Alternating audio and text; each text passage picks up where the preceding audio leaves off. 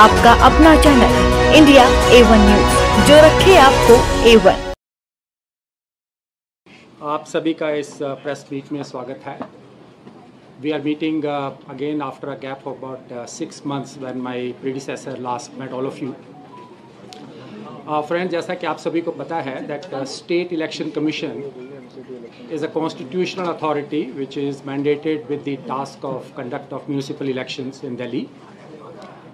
The term of the last 3 municipal corporations of Delhi houses expired in May this year. और जैसा कि आपको पता है कि उस समय वो चुनाव नहीं किए जा सके क्योंकि कॉन्स्टिट्यूशनल प्रोविजंस के तहत एक पार्लियामेंट्री स्टैट्यूट चेंज किया गया जिसमें कि DMC एक्ट की अमेंडमेंट हुई और पूरी दिल्ली में एक यूनिफाइड सिंगल म्यूनिसिपल कॉरपोरेशन की स्थापना की गई।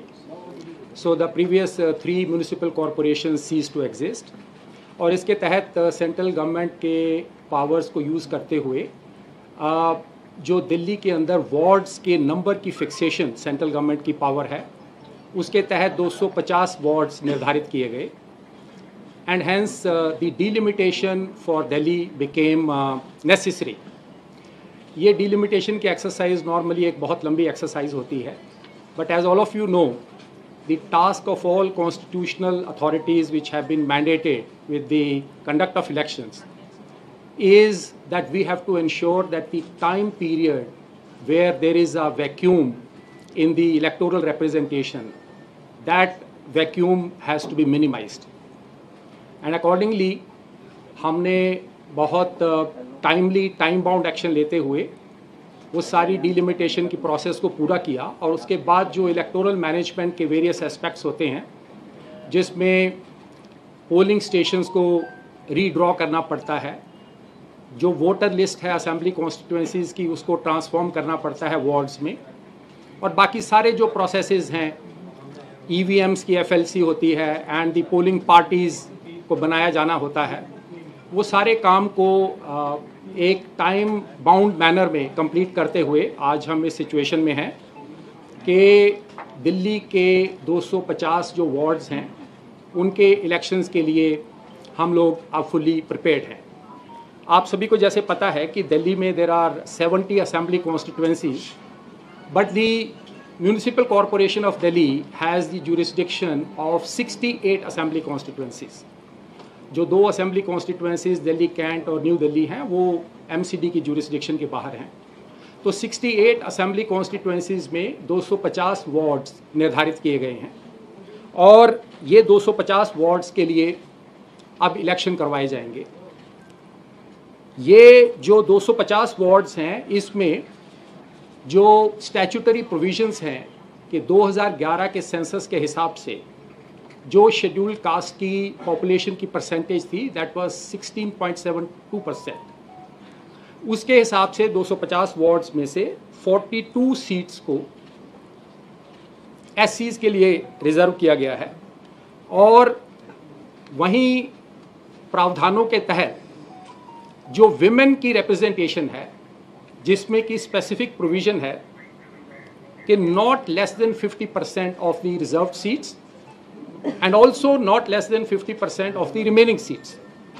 उसके तहत out of the reserved seats 21 seats को विमेन के लिए रिजर्व किया गया है एंड अदर सीट्स में से 104 सीट्स के लिए विमेन के लिए रिजर्वेशन की गई है। ये रिजर्वेशन ऑर्डर ऑलरेडी इशू हो चुका है और इसके तहत आगे की प्रक्रिया पूरी की जाएगी। 42 out of 250 और 42 में 21 for women which obviously will be SC women, and out of the remaining 104 reserved for women. जैसा कि आपको पता है कि state election commission of India के रूल्स को अडॉप्ट करता रहा है, उसी तरह से इस बार भी हमने इलेक्शन कमीशन ऑफ इंडिया के जो रूल्स हैं इलेक्टोरल रूल्स, जिसमें कि 1/1/22 की क्वालिफाइंग डेट है और जो भी उसके नेसेसरी सप्लीमेंट्स अब तक बने हैं उनको हमने अडॉप्ट किया है। और उसके तहत एज ऑन टुडे 1,46,73,847 वोटर्स हैं। ये हम डिटेल्स भी आपको देंगे। 73,847। इसमें जो हमारी ईपी रेशो है वो लगभग इलेक्टर पॉपुलेशन रेशो जो है दैट इज 69.1% एंड जो जेंडर रेशो है that is 837 against 1000 males. 100 year से ऊपर के 213 हमारे पास इलेक्टर्स हैं और 80 to 100 ईयर्स के बीच में 2,09,436 हमारे इलेक्टर्स हैं।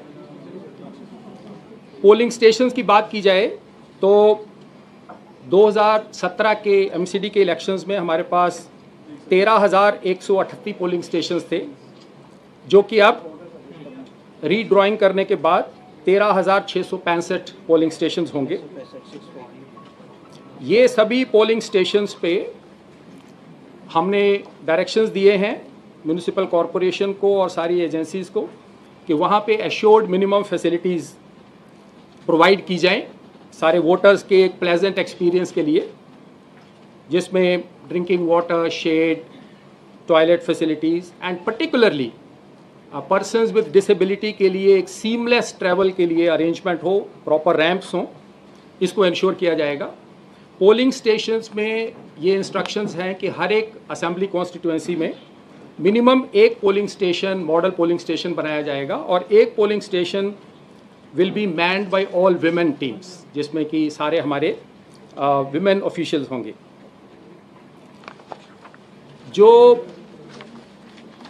एमसीडी के इलेक्शंस हैं पिछली बार की तरह इलेक्ट्रॉनिक वोटिंग मशीन्स को यूज़ किया जाएगा और इस बार हमने सारी 55,000 से ज़्यादा ईवीएम्स की एफएलसी करवा ली है। वो सारा हमारा प्रोसेस कंप्लीट हो चुका है और इलेक्शन के दिन मॉक पोल से स्टार्टिंग होगी, जो कि हमारी एक स्टैंडर्ड ड्रिल है। और पिछली बार की तरह इस बार भी नोटा का इस्तेमाल पोलिंग के टाइम पे किया जाएगा और वोटर्स की सुविधा के लिए there will be provision for the photograph of the candidate also on the ballot paper। ये सारी व्यवस्था के लिए बहुत लंबे चौड़े तौर पे इलेक्टोरल पर्सनल के लिए व्यवस्था की गई है, जिसमें कि central government of NCT of Delhi, municipal corporation और बाकी भी सारी ऑर्गेनाइजेशन से स्टाफ को रिक्विजिशन करके 1 लाख से ज़्यादा स्टाफ की डिप्लॉयमेंट इसमें की जाएगी, जिसमें कि जो सीनियर लेवल पे हमारे 11 डिस्ट्रिक्ट इलेक्शन ऑफिसर जो कि डिस्ट्रिक्ट मैजिस्ट्रेट्स भी हैं, सारे पुलिस के डीसीपीज और उनके स्टाफ, रिटर्निंग ऑफिसर 68 होंगे हर असेंबली कॉन्स्टिट्यूएंसी वाइज एक, और उनके नीचे जितने भी वार्ड्स आएंगे उनके लिए एक एक एआरओ की व्यवस्था होगी। सो 250 एआरओज होंगे। हमने 2000 से ज़्यादा सेक्टर मजिस्ट्रेट्स की अपॉइंटमेंट का प्रावधान किया है, जो फील्ड में जाके सारी सिचुएशन को देखेंगे और सारी निगरानी रखने के लिए जनरल ऑब्जर्वर्स हर असेंबली कॉन्स्टिट्यूएंसी में एक 68 जनरल ऑब्जर्वर्स और 68 एक्सपेंडिचर ऑब्जर्वर्स को हमने नियुक्त किया है। ये सभी जगहों पे वीडियोग्राफी का अरेंजमेंट किया है ताकि सारी इवेंट्स को कैप्चर किया जा सके और elaborate security arrangement, law and order arrangement, deployment of forces की व्यवस्था की गई है। ये सारे रिटर्निंग ऑफिसर्स 68 लोकेशंस पे नॉमिनेशंस स्टार्ट करेंगे एक्सेप्ट करना, और ये सभी लोकेशंस जो ऑफिसर्स के नाम, उनके डेजिग्नेशन, उनके मोबाइल्स, ईमेल्स एंड उनके प्रेमिसेस के एड्रेस वो पब्लिसाइज किए जाएंगे आप लोगों के ज़रिए। उनकी इश्तिहार भी दिए जाएंगे अखबारों में एंड वेबसाइट में वो सब डिस्प्ले किया जाएगा। आज से ही model code of conduct force में आ जाएगा और हमने सारी एनफोर्समेंट एजेंसीज को डायरेक्शन दिए हैं कि इमीडिएटली इसके बाद जो एक्शन डिफेसमेंट ऑफ प्रॉपर्टी के अगेंस्ट में, इलीगल होर्डिंग्स बैनर्स के अगेंस्ट में, वो तत्काल इसके बाद उसकी शुरुआत हो जाएगी और उसकी डेली रिपोर्टिंग हम लोग सारी एजेंसीज, चाहे वो डिस्ट्रिक्ट एडमिनिस्ट्रेशन हो, पुलिस हो, एमसीडी हो, सभी से ली जाएगी। और इसके अलावा हमने मॉडल कोड ऑफ कंडक्ट की एक बुकलेट जो कि आपको इस पैम्फलेट के साथ में, प्रेस रिलीज़ के साथ में वो भी दी जाएगी, जिसमें सारे प्रावधान हमने मेंशन किए हैं जो मॉडल कोड ऑफ कंडक्ट के स्पेसिफिक क्लॉजेज हैं, उन सभी की इम्प्लीमेंटेशन इमीडिएट इफेक्ट से चालू हो जाएगी। लाउड स्पीकर्स पे रिस्ट्रिक्शंस रहेंगी 10 PM to 6 AM और उसकी इम्प्लीमेंटेशन एनफोर्समेंट एजेंसीज के ज़रिए की जाएगी। जो हमारी डेट ऑफ नोटिफिकेशन होगी, जिसका अभी बाद में जिक्र किया जाएगा, वहाँ से कैंडिडेट्स के नॉमिनेशन स्टार्ट हो जाएंगे। ये 68 लोकेशंस में होंगे, 10 to 3 के बीच में होंगे और इसमें हमारे सारे रिटर्निंग ऑफिसर्स और assistant returning officers properly with proper arrangements ये नॉमिनेशंस रिसीव करेंगे। पुलिस को भी इंस्ट्रक्शंस दी गई हैं कि ये सारे जो नॉमिनेशन के जो ऑफिसेज हैं वहाँ पे प्रॉपर सिक्योरिटी का अरेंजमेंट किया जाए। हमने इस बार जो एक्सपेंडिचर सीलिंग है, आपको याद होगा कि जनवरी 22 में गवर्नमेंट ऑफ इंडिया की तरफ से जो एक्सपेंडिचर सीलिंग है for assembly and parliamentary constituencies, उसकी सीलिंग को बढ़ाया गया था। जैसे फॉर एग्जांपल दिल्ली में 28 लाख से 40 लाख किया गया था। उसी तरीके से जो हमारी एक्सपेंडिचर की सीलिंग वार्ड्स के लिए पहले हमने निर्धारित की थी 5.75 लाख, उसको एनहांस करके इस बार 8 लाख किया गया है, which is a proportional increase to the increase that was done for assembly and parliamentary constituencies. Nomination के लिए डिटेल्ड गाइडलाइंस इशू की गई हैं, जिसमें कि जो सुप्रीम कोर्ट की तरफ से मैंडेटेड इंफॉर्मेशन सीकिंग है in the form of affidavits, जिसमें कि criminal antecedents, assets, liabilities, educational qualifications, वो सारी प्रोसेस हमारे रिटर्निंग ऑफिसर्स द्वारा पूरी करवाई जाएगी। हमने इस बार दिल्ली में आईटी इनिशिएटिव्स कुछ स्पेसिफिकली एडिशनल लिए हैं, जिसके तहत एक निगम चुनाव Delhi app which any of you can also download, ये ऐप इस बार इंट्रोड्यूस की गई है, जिसमें कि कोई भी सिटीज़न अपने नाम को सर्च कर सकता है, वो पोलिंग स्टेशन को लोकेट कर सकता है, वो अपने कैंडिडेट्स और उनके बारे में जानकारी पता कर सकता है, कंप्लेंट्स फाइल कर सकता है। जैसे इलेक्शन कमीशन ऑफ इंडिया की सी विजिल ऐप थी, जिसमें लोग कहीं पे वायलेशन हो रही है उसका वीडियो अपलोड कर सकते हैं।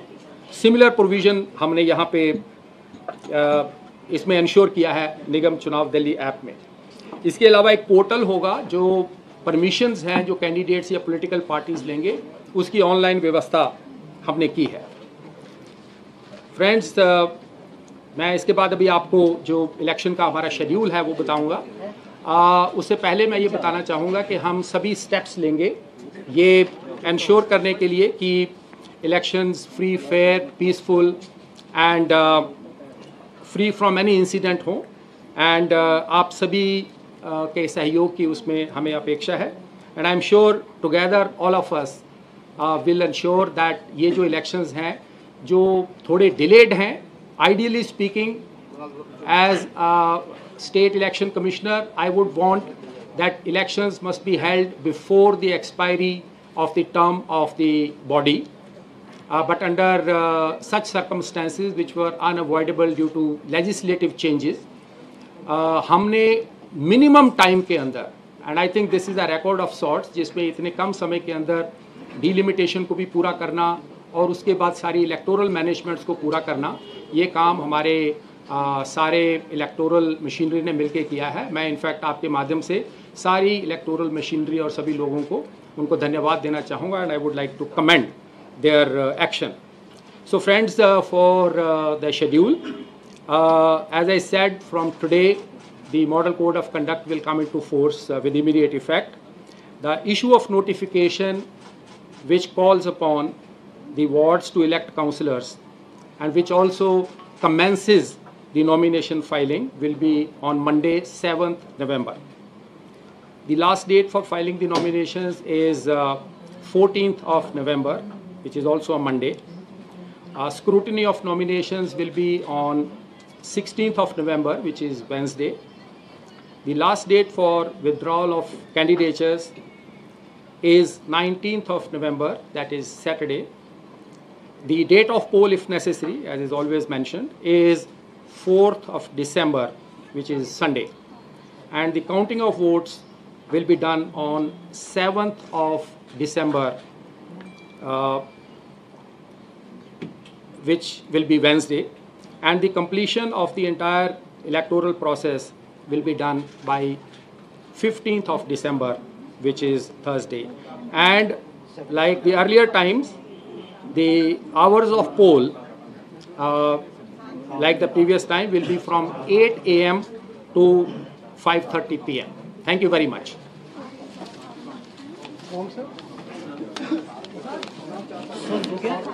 Yes. अभी आपको ये दिया जाएगा. It will be provided.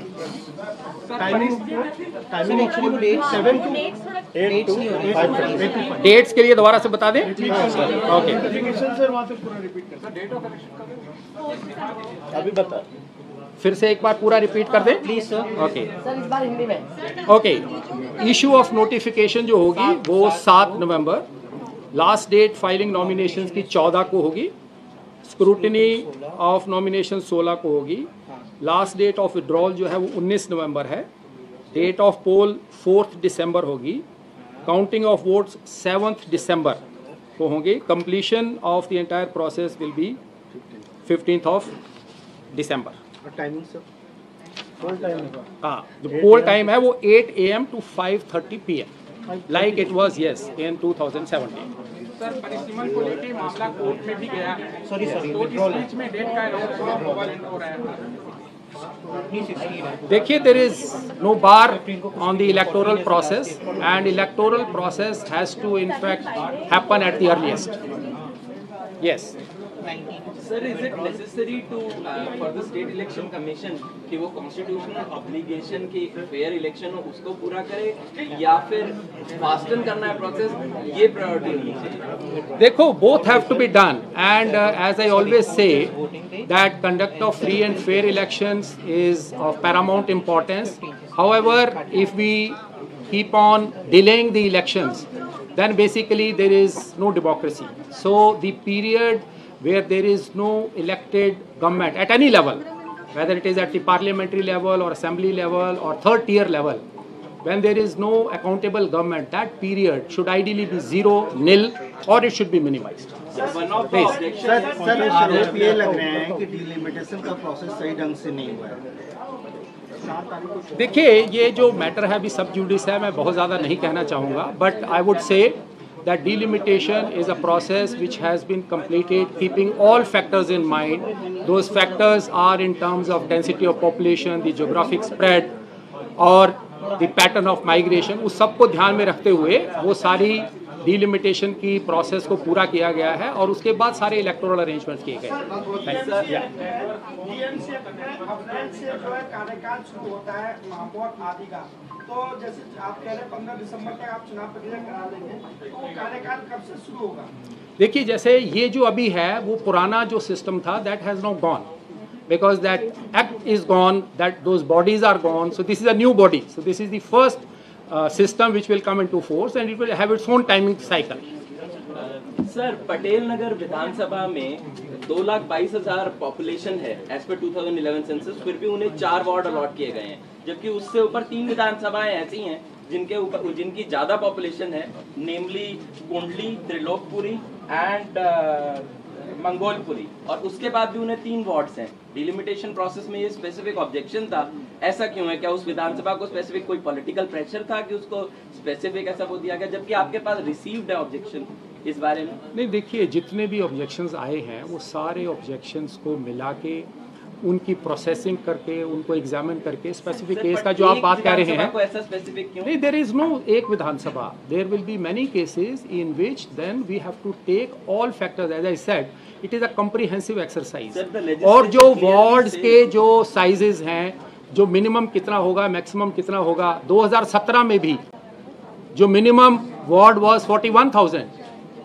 आप लोग सभी भूल जाते हैं, maximum ward was 84,000। It is not a arithmetic exercise कि पॉपुलेशन ले लो और नंबर ऑफ वार्ड ले लो, डिवाइड कर दो एंड आर्टिफिशियली उनको इक्वेट कर दो। This is an exercise which takes into consideration different factors and then comes the equality of population also never becomes neither a desirable nor a possible feature. So हमेशा ये वो रहेंगी, जो कुछ constituencies छोटी होंगी, it is there even in the parliamentary and the assembly constituency. Yes please. अगर delimitation, अगर चूंकि अभी अंडर जब लीगल है, सब जुडिस है पूरा मामला, अगर उस पर कोई डिसीजन आता है या जजमेंट आता है तो उसका इस इलेक्टोरल प्रोसेस पर क्या होगा? अगर एडवर्स डिसीजन आता है आपके डिलिमिटेशन को लेकर तो क्या होगा? क्योंकि आपको नोटिस सर्व किया गया है, तो इसमें क्या है? नहीं, देखिए, जो जुडिशियल प्रोसेस है, all of us know that the verdicts of judiciary will have overriding effect. That is always there. Sir, how will it But there, the question is that somebody sitting in judiciary also thinks and they decide whether something has to be stopped or not stopped. So that decision has been taken and now we are going ahead with the elections. So I think draft limitation के wards के map दिए गए और final delimitation में wards के map नहीं दिए गए। Was there something? No, all maps are there. We can take it today also. Draft limitation में मैप please. दिए गए। Any other? फाइनल डिलिमिटेशन में मैप नहीं दिए गए। Sir, from the Hindu, two questions. One question being the petition is filed in Delhi High Court, which questions the entire timeline of the exercise. And I have to take 1 year to finish delimitation. That has already been answered by me. Yeah, that it is a sub judice matter. Yes, please. ये actually पहले से लग रही थी गुजरात के चुनाव के साथ में दिल्ली नगर निगम चुनाव हो सकते हैं, तो फाइनली लगभग हो गया है। तो अब जब सवाल उठेंगे तो उसको कैसे रिस्पॉन्ड करेंगे? नहीं, देखिए, as I said, the assembly parliamentary elections are within the domain of the Election Commission of India. This is our domain. The State Election Commission has the domain. We see our factors, we see our preparedness, and we go accordingly. Okay? Yeah. So I think thank you very much. Okay, sir. Yeah, thank you. Sir.